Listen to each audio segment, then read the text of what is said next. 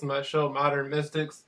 At this time, I'd just like to extend to everybody that my email address is Rare Art of Society. This is a card I have, and I like to make people familiar with it when I go out in public. I pass it out, show people, show them the services I make available, channeling, somewhat esoteric researcher. I'm a veteran esoteric researcher.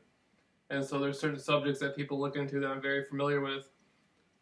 One of the things that I prize myself with is ET genetics and the founding of civilization, where humans are at, where they come from, how Earth works. Nothing works the way people think it works.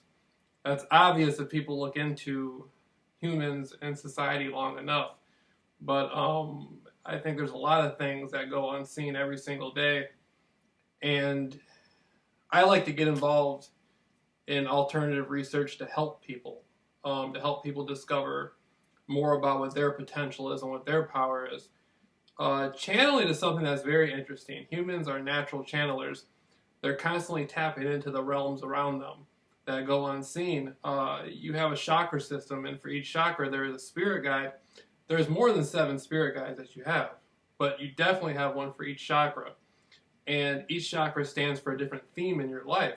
So if I'm playing a certain theme out that has to do with my heart chakra or my lowest chakra, the root chakra, what is more prevalent to me right now is going to affect the other chakra. So say there's a conflict in interest and you're having trouble distinguishing where I'm supposed to be at in my life. Am I in a position to where I'm supposed to be telling the truth, be more active in that way? Or is it more of a survival mode I'm in? Is this more intuitive?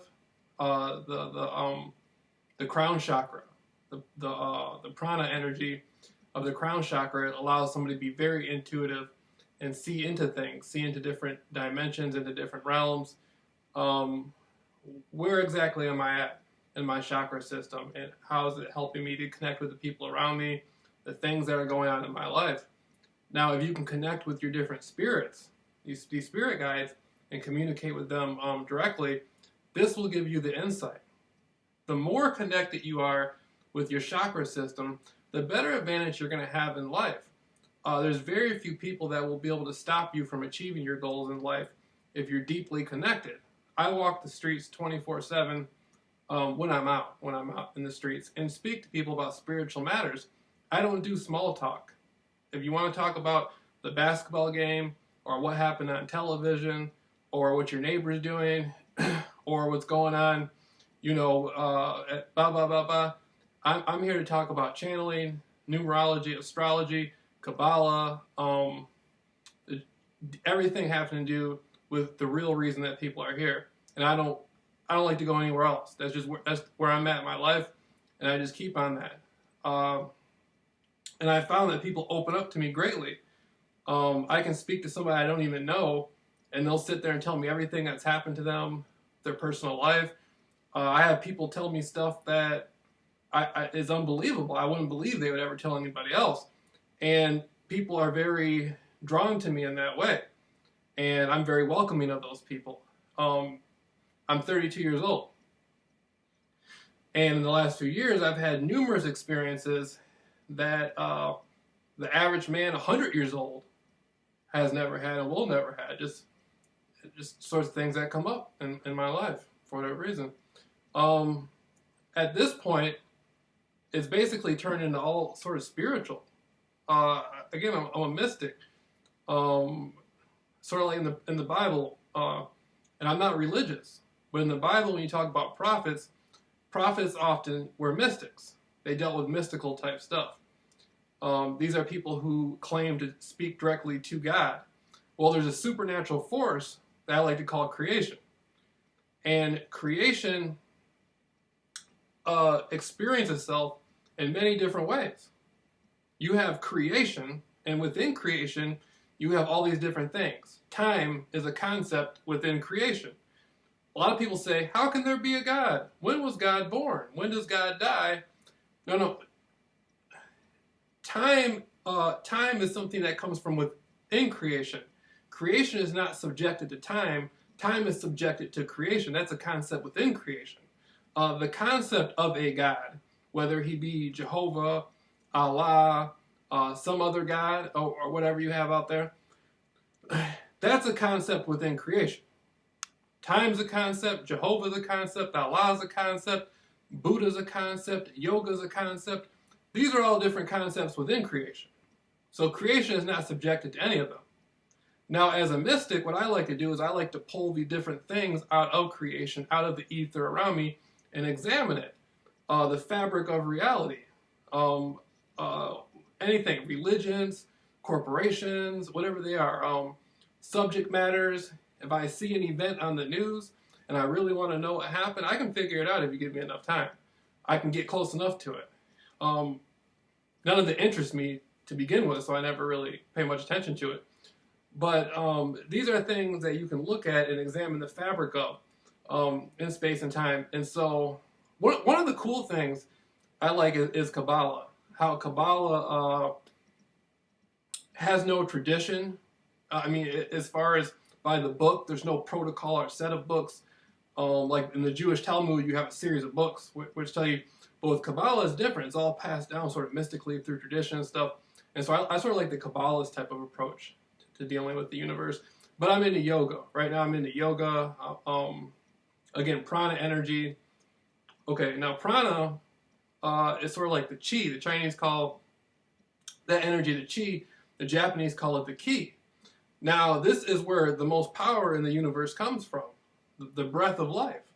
All of creation flows through. You can take a man who weighs like 100 pounds, and you can give him this much space to punch, and he can go through brick. He might be able to go even penetrate steel.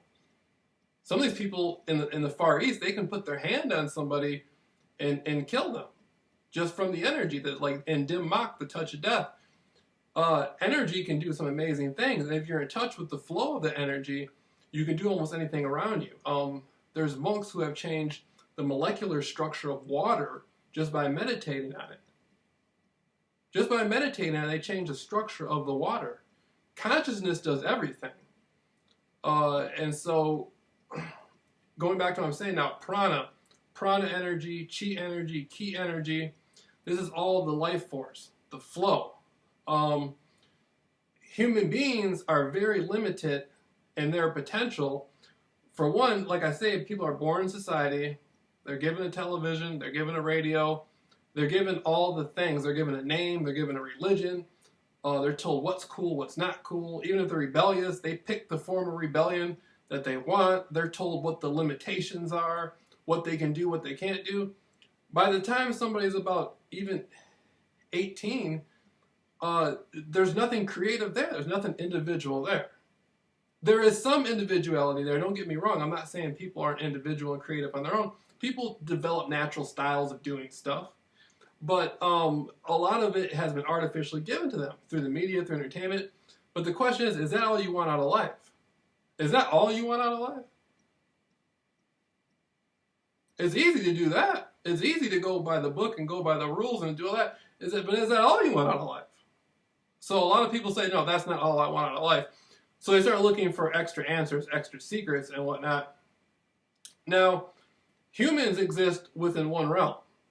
Around us, there are people walking around who, I wish I had a catalog of all the people who were going to watch my YouTube videos so I knew how to explain it. But now this is something that all the ancient mythologies around the world speak of, and this is something that modern people are speaking of now on the History Channel, Discovery Channel. It's not anything, that's really secret, but most of the people walking around are seeing things in one way, but there's people out here walking around who aren't like regular people. Their DNA is different. They're just different. They're raised differently. Their genetic DNA is programmed completely differently. They may look like regular people, but they're not regular people. They're raised completely outside the normal spectrum of society. Ideologically, they're far different, and oftentimes, like I said, genetically they're far different, but they can blend in. And they may have been incarnated on this planet for thousands of years with humans, so they look a lot like humans. And like I said, these people are related to humans genetically. They're genetically related to humans in many ways. We have their genes, but at times they don't have much of our genes. They may have about 25% of it, sometimes at the most half, usually very low than that, like 15%, 9%, 8%, sometimes none. And those are the builders and founders of society. Those are the people who watch the wars, they watch the religious strife, all the problems that go on. They sit back, they just watch it. They just watch it. Some of them are very familiar. They have underground civilizations. Some of them live in communities with regular humans. Some of them come and go from the planet and stuff like that. But they just watch. And they can do about anything they want to do. They can do about anything they want to do. These people founded civilization. So you're never gonna out religion. You're never gonna out religion them. You're never gonna out. You go to a hospital or whatever. You're not gonna outlaw them. You're not gonna out politically. You're not gonna be able to outdo them in any way. And they go around the earth and they look at different groups of humans and they're saying, well, look, that's all he wants is television. He got a nice job, he got a nice wife, he got children and all that stuff, but that's all he wants is television. What are we going to spend our time on him for? What? Who's this other guy? Oh, he's a janitor? But you know what? Did you see all the phone calls he made last week? And all that stuff he did for those people? And, okay. And there's these, and such and such, they don't like him, and they try to do this, and this to him? Okay. All right, well, we're going to take care of him. All right. And so they sit back. This stuff is going around 24/7 on Earth, and people aren't paying attention to it for one reason. I guess there's stories made about it, like Hollywood makes movies about it, and people do books about it and things like that, but people aren't perceiving it as such. I guess they think it's just a storyline or something. But anyhow, ET genetics. So within humans,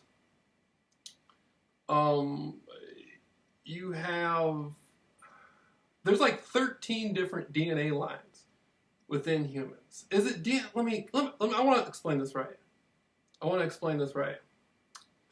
There was about 7 different groups of extraterrestrials that came here when humans looked somewhat like Bigfoot creatures or Sasquatch creatures. And it was about 7 different groups that came here and used their genetics to start creating humans. They were already here building cities and whatnot, and they said, well, we need some workers. We need some people who can help us. So they said, we'll design a man. We already got our cities and we got all our stuff, but we're mining and stuff, we're doing all this stuff, and we're on Earth. Well, look at the creature out there. He might be able to use, but the Bigfoot, the Sasquatch, they were already highly intelligent spiritual creatures. They weren't stupid. But they weren't going to work for any of these entities either. So they said, well, let's make them like us. Let's put our genetics within them and see what we can make them do. So they started genetically interfering with these creatures, got these creatures to somehow agree with it. A lot of times it didn't work out too well. To do the mining, the creatures would often rebel, yada, yada, yada. And so they said, well, experiment on the wolves. Experiment on the cat people. Werewolves, cat people, mermaids, horseman, minotaur. All around the world you have these ancient mythologies of these genetic creations, these genetic experiments. Sort of like an Island Dr. Monroe type of thing. And so you got to think, in the last 100, 200 years, how many children have been born in hospitals who had tails and looked like fish and looked like monkeys and looked like frogs and stuff like that, it would take out of the hospitals and hide away and put in an insane asylum or turn loose as some carnival or something like that, some sort of circus freak show. There's a lot of children that were born like that, still are to this day, with genetic mutations. That goes back to the creation of humans and all that stuff going on. So now these entities, you got the lizard people, all this stuff. So you have modern humans who have come along, and none of it's by chance, and we've been being pushed into societies And a lot of times it doesn't work out too well. You got to think, how many people don't really go along? There's a lot of people out there doing wrong. There's a lot of people out there running around, chopping people up and doing all kinds of stuff. Sometimes it doesn't work well. You have all these different genetics in societies, all these different mindsets and stuff going on in society. So it's like an experiment. So they're trying to condition humans at the same time, but then, there's people who look to manipulate it, there's people who look to help it. So it's a sort of a big thing, And so you have these people walking around that are different than us. They still watch us, help us. They look for different people to look out for different reasons, all different sorts of stuff. And then so sometimes the people who they see somebody and say, this guy, he's spiritually in touch with himself. He's very accurate. He didn't come up at an Ivy League school or anything, but he seems to have a good handle on what's going on. And he's making people aware of these things. He's alerting people as to how things work. We're not really sure how he knows the things he knows or really who he is or what he does. So we got to try to figure out what kind of systems do we have available to put obstacles in front of these people. So that's something else that kind of comes along in the picture too. But anyhow, so that's me. My name's Jameel Rawls. This is my show, Modern Mystics. I do chakra work. All my stuff is free. I got a website, JameelRawls.com. JameelRawls.com. That's my website. And I have another website called FreeChanneling.com. And again, that's free channeling for anybody. So if you email me tonight and you say, wait a minute, Jameel, I saw you on the internet saying you do free channeling. I'd like you to channel for me. I got no problem with it. I got a phone right here. You call the phone, I get you channel. I got no problem with it. I get you channeling session. I do all kinds of stuff. I do free chakra work for people. I do free massage, not for men though. I can't bring myself to do it. But for women, I like free massage. Somebody gives me a donation, that's cool, it's acceptable. Most of the time we sit back, talk about aliens, genetics, DNA, how the world works. See me, I look at things, so I'm from a small rural area of Michigan. And would you say America? Where is it? That's a good question. Where am I? Where is America? America is what you call the whole North Gate. That's from Upper Canada all the way down to the bottom of what you call South America and all the islands. That is America, the Americas. So a lot of times when people pull out a map and they say, show me America, it's everything. It's all America. North America, Central America, South America. It's all America, including all the islands. And so all these people are Americans. That's one of the things people don't realize. People keep asking, where's America? It's all America. It's considered the North Gate of the planet. And so there's a lot of ancient mythologies within the Americas that I'd like to get I'd like to get somebody to call me up on the phone who is from Brazil or maybe somewhere a little bit deeper than that. Maybe get out like Peru or something like that and see what kind of ancient mythologies and tales the Nazca lines. Has anybody seen those? If you get an aerial view of the Nazca lines, these are thousands of years old. And the only way you can identify them is from up in the sky. If you're on the ground, it doesn't make sense. But if you're in an airplane, hundreds of feet, thousands of feet or whatever in the air, or a helicopter or whatever, you can look down and see designs, see ants and spiders and monkeys and all this sort of stuff. So whoever created these for people who from the sky. And who was coming from the sky thousands of years ago? There's pyramids at the bottom of the Bahamas. Yeah, that's correct, the Bahamas. There's all sorts of stuff. Cool stuff in the Americas. So if you're on the other side of the planet, I don't look at myself as just being in a rural community in Michigan. I say the Americas. I'm familiar with the whole thing. So me and a guy in Mexico, or me and a girl in the Caymans or Peru or whatever, we're all in the same thing, from my perspective. So that's pretty much it. Um, oh yeah, I want to leave people with this too. I do a lot of mantra work, and I help people. And we say things like, "We are in the light. We are in the light. We are in the light. We are the love in the light. We are the love in the light. We are the love in the light." And we say those things often, and it brings up an energy, a really good, positive, loving energy that people can balance themselves off of. People can feel, say, I'm in a high frequency, I feel good, I feel like I'm achieving, and they see things really, really, really good. All magic works on frequency. If I ask the universe for something, and I say, you know what, I want to ask for something, I want to ask for a new house or a new car, frequency has everything to do with it, and intention. Intention is very critical. Why am I asking for this? How am I asking for this? What energy am I putting into it? And so that's how you get it back. And so you say mantras to up your frequency. Drinking water, which I should be doing more about. I water bottling right now, but drinking a lot of water ups your frequency. Again,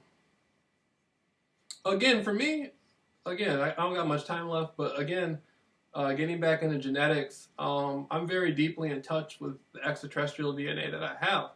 I look at all these different races, getting back to the lizard people, Syrian DNA, Pleiadian. A lot of entities from Alcyon and Electra and the Pleiades came here thousands of years ago. These are people that I view myself as having extended relations to across the cosmos. I'm aware of the history of Earth. I don't feel... Most people sit back and watch movies about this stuff and grow up watching cartoons about it, and they hear all these stories, but when it actually comes to real life, they're either afraid to look at this stuff or they don't have the comprehension for it. They're silly people. I mean, I respect everybody, but it's just silly. People take... I guess they think this stuff's a joke. They don't think it's real. I don't know. I don't know what's going on in the lives of most people. But within my own DNA, lizard people, all these different entities, so I connect with it, and then I know they're on Earth, they walk the Earth, and so I know I'm constantly supported by the universe, I'm constantly supported by these different entities. There's a great power there. And so what I'm looking to do is show other people that own power, how they can have access to this stuff. And have access. You can get instant manifestations. You can change stuff when you want to. You can do pretty much about anything. The only thing that's going to get in your way is if you allow yourself to get in your own way. If you get disconnected.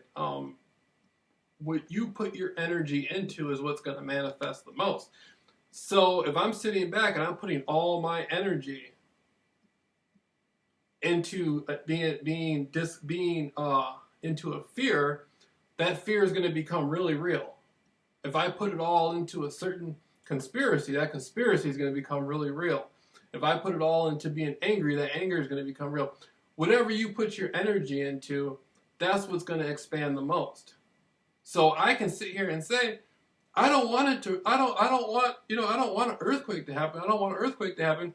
Even though I'm saying that's not what I want, I'm putting all my energy into that. Even if I'm saying it's not what I want, that's what I'm putting my energy into it. Therefore it's expanding. Therefore it's expanding. And so if there's something that you don't want, or you don't want to experience, or you don't like, don't place your energy or your intention into that. It's only going to expand it. Place your energy into your intention, into the things that you do want to manifest. But your intention as to why you want to manifest them is the secret. Because if it's going to be for personal gain, if it's greed, or you're looking to harm somebody or do something like that, that's going to be reflected back to you. There's a lot of people who don't get that, is what you put out comes back. There's no exception to it. That's the first law of the universe. That's how you exist. Existence is essential to that rule. What I put out comes back. I'm putting out existence, so existence is coming back. This lets me know I will always exist. It may not be in this physical form that you see before you, but my energetic state, my spirit, will always exist on some plane. It may not be in this physical incarnation. It may be another incarnation. It may be in the spirit world, in the ghost zone. It may be, but I'm always putting out existence, so existence is always manifesting back to me. Okay, so now that we have that covered, now you say, well, if I'm always existing, what comes next? How do you want to exist? What state of being do you want? So you decide how you exist. So the most powerful thing you can ever do is exist. And you always will exist in some way.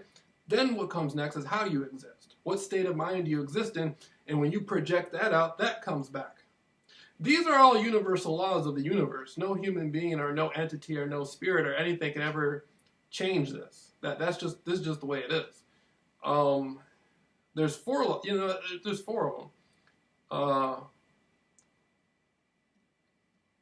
Okay, so then you say, okay, so you say you exist. I exist. And I always will exist. Okay? Existence just is. There just is existence. There just is creation. No one can come up with a concept. One concept. I don't care who you are, what you look like, where you come from. You cannot come up with a concept outside of creation. Try to do it. I'll sit here. Matter of fact, if this thing was live, I'd start giving out my phone number right now and hoping some of my old subscribers would come on here and call. You cannot think of a concept outside of creation. I'll wait for the president to call. He can't do it either. You cannot think of a concept outside of creation. Try to think of it. The most you can do is think of emptiness, of nothingness, but that's still something. The mind cannot conceive of non-existence because we are existence. We are an aspect of existence. So anything somebody can imagine somewhere is real in some sort of way. No matter how crazy or weird or kooky it is, in some reality it exists. So we're all aspects of creation. We're all aspects of the infinite. And, that's so you exist. All you can experience is existence. What you put out comes back. There's certain states of awareness of the universe. Where are we going with this? What other concept? I'll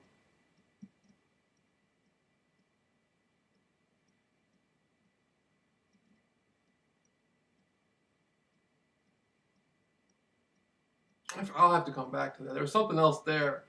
There's something else there that I was trying to probe real quick. But okay.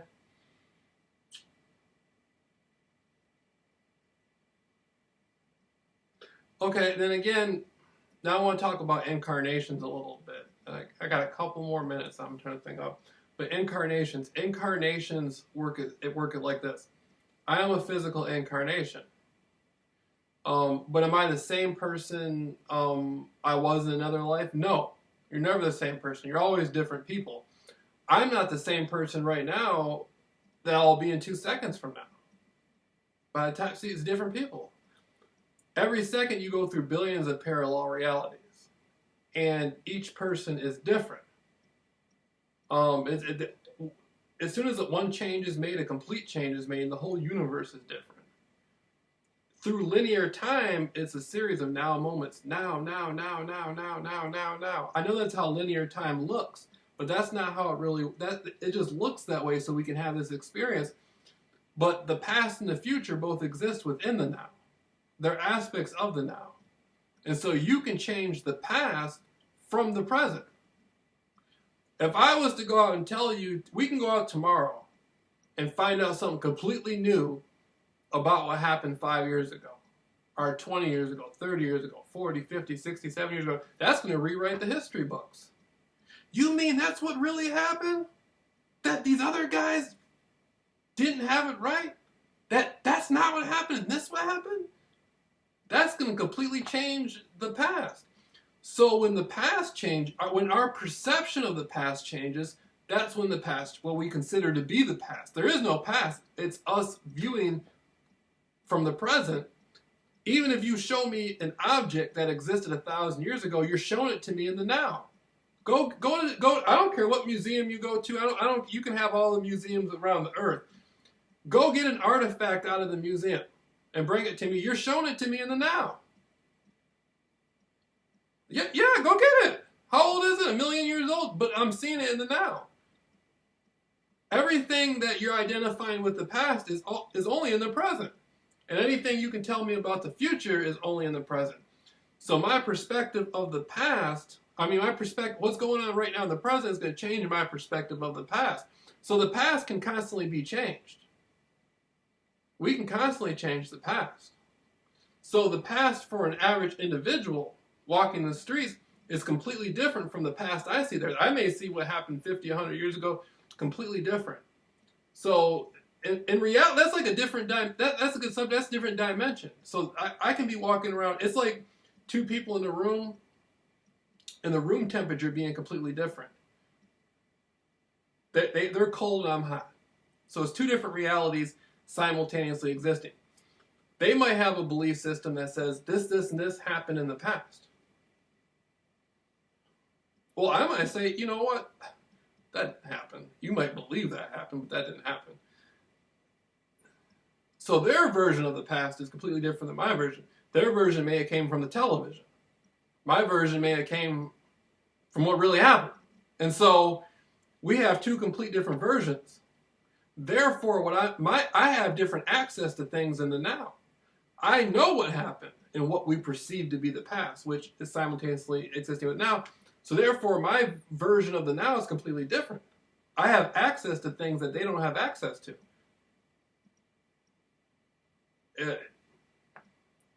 Therefore, my future is going to be a little bit different. Well, I know that, I'm a little bit aware of what really happened. So the future can be changed. And so time is an illusion. Just like past and future lives, you connect to an activity from the past right now. Like, say I go to a store, I meet somebody. They may have been from what we perceive to be a past life or a future life, and is connecting to me in this incarnation for whatever reason. Try and think.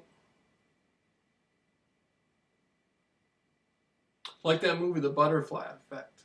That kind of makes me think of that. Or that movie, The One, which I think it was the one with Jet Li, where he was going to all these different parallel realities, and he was killing off all the people. This is stuff that, like I said, they keep making movies about this stuff, but the stuff's real.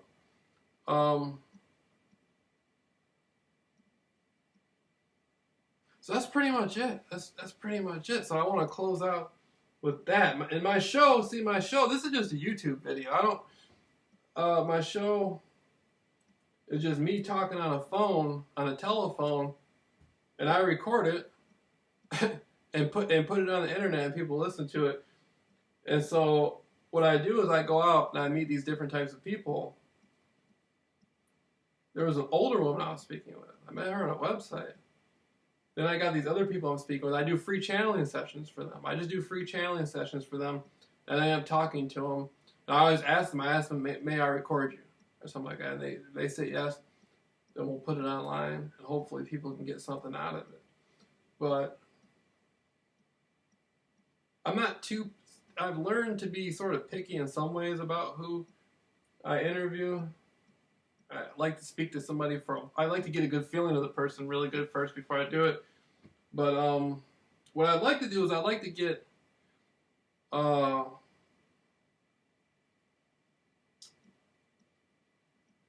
somebody who's a little bit more aware of astrology. I want to do some astrology readings with a few people, and so I'm gonna figure out how that's gonna work out. But that's pretty much it. And so I'll have some interviews up, some more stuff up, and it'll keep going. I'll end up being online, like throughout, a few times a month or something like that, or maybe once a week or whatever. I don't have many videos up. All the stuff I got online is stuff that most of the people who see it aren't going to really understand it. They're not going to know what they're looking at. And so right now I'm just coming out with a bunch of different stuff and hoping to give people a different comprehension of the reality and where they're at. Okay, now again, my name is Jameel Rawls. My website is JameelRaWLS.com. You can go on there and email me. My email is JameelRawls@JameelRawls.com or JameelRawls@hotmail.com. Like I said, I do free channeling. I come up with healing remedies for people. I can do chakra work for people, pets. I guess you can come. We can do it over the phone. Like give you free advice. Or you can meet me in person, depending on where you're at. I don't, you know what I mean. You have to contact me and talk to me. But and then my other website is freechanneling.com. And so that's pretty much it. All right.